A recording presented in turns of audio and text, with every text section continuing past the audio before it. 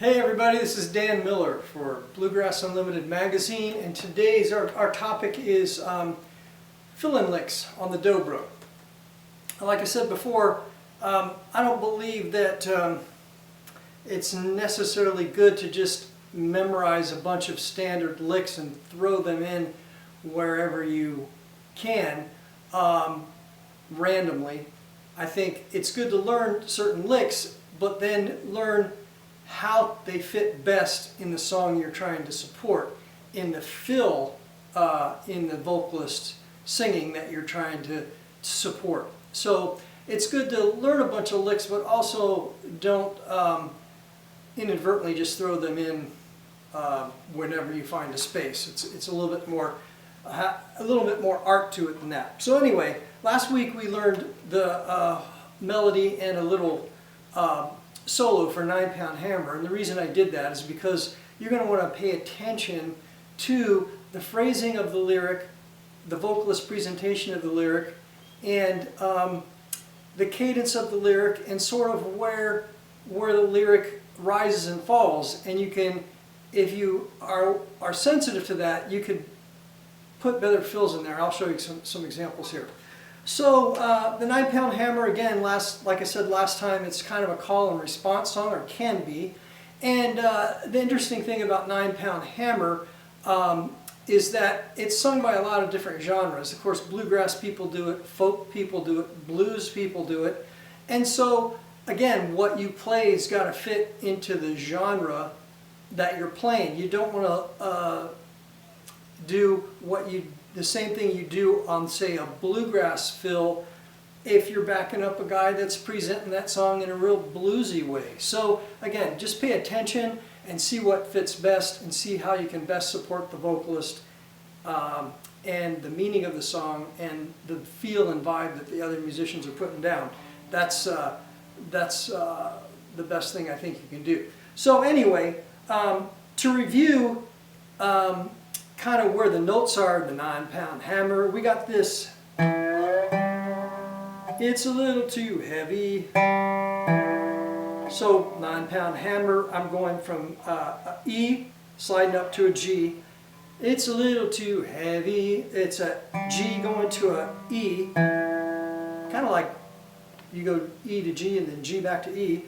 For my size, now that song size, that word size is going to, the way I'm singing it, it's going to hit on a B note, and I'm sliding up from A to B there. For my size, and then we're back to a G note. So in the simplest kind of fill, if you're trying to fill in that, just repeat those things. Oh, the 9-Pound Hammer, it's a little too heavy. For my size, for my size. Now you can get, that's pretty basic. You can get a little more interesting by adding a couple more notes in there. Oh, the 9-Pound Hammer, it's a little too heavy. For my size, for my size. Or that ending part in the, after the singer finishes his or her resolving phrase, you can throw any of these kind of standard G things. The first one, you could do something like this, slide from G here down to E, and then walk down the arpeggio, D, B, G. You can start here and go. That's sliding up from E to G, letting that go, cutting it off, then go E, D. Or you could do something like sliding down from this G to E, play the open D, and then slide down here. If you want that low tone. There's lots of creative things you can do in that resolving phrase. So anyway, those are some really simple, basic ideas that kind of follow the melody of what the singer is singing in the right,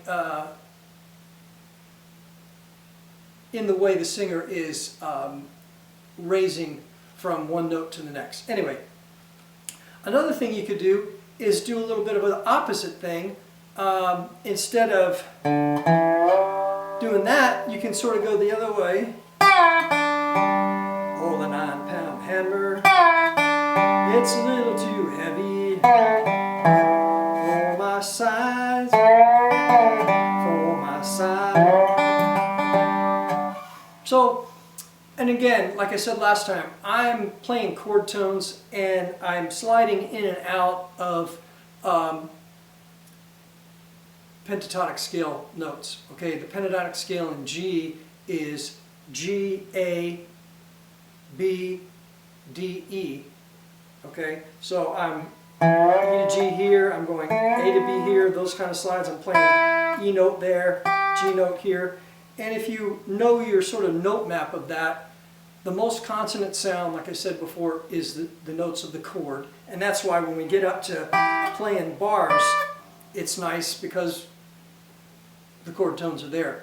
But sliding in and out using pentatonic scale notes is great. Now if it's more bluesy treatment, you could play blues notes. Now in the key of G over a G chord, the blues notes are your F natural and your B flat. In C, it's your E flat and your B flat, your E flat and your B flat. And then this is a quick D, so there's no real fill-in over the D. So that's all you need to worry about. For instance, if it was a more bluesy kind of feel, 9-pound hammer, it's a little too heavy for my size, for my size, or something like that. So you might experiment with throwing those notes that are in the blues scale or the minor pentatonic. It's good to know the major minor pentatonic relative to the chord you're playing over, and then use those notes. It works best. Okay. If you're going up the neck, again, stick with your chord tones and just flow into them, or simply you could just play notes of the chord, like an arpeggio. Oh, the 9-pound hammer, it's a little too heavy for my size, for my size.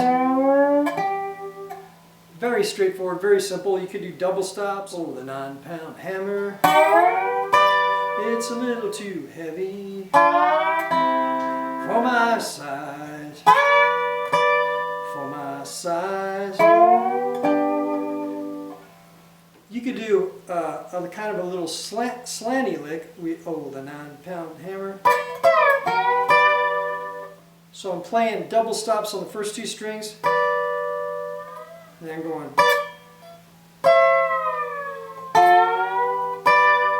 Oh, the 9-pound hammer.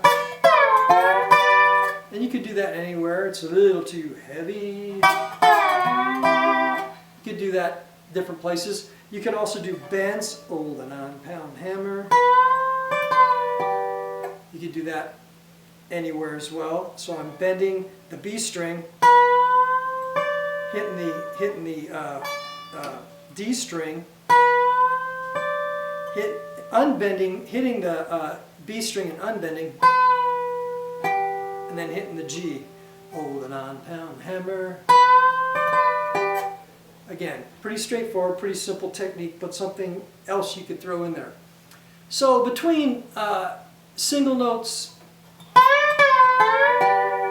sliding in and out, just playing single notes of the chord, sliding in and out of those notes, doing some double stops, doing some slanted double stops, doing some bending. You could even do some harmonics. Like in the place right before the end, right after the D chord, or right before the D chord. For my size, buddy, for my size. So anyway, double stops, slants, bends, harmonics. You can throw all these tricks that you know, but again, I would recommend just being pretty straightforward with it all. So give those things a try. Don't get too complicated with it. especially sometimes if it's a bluegrass band doing it, you don't have a lot of space to fill in there. And then again, you got to see what the other band members are doing. If they're trying to fill in, you got to coordinate with all that. But anyway, listen to what's going on, try to fit some of these things in there, and we'll catch you next time. This is Dan Miller for Bluegrass Unlimited Magazine.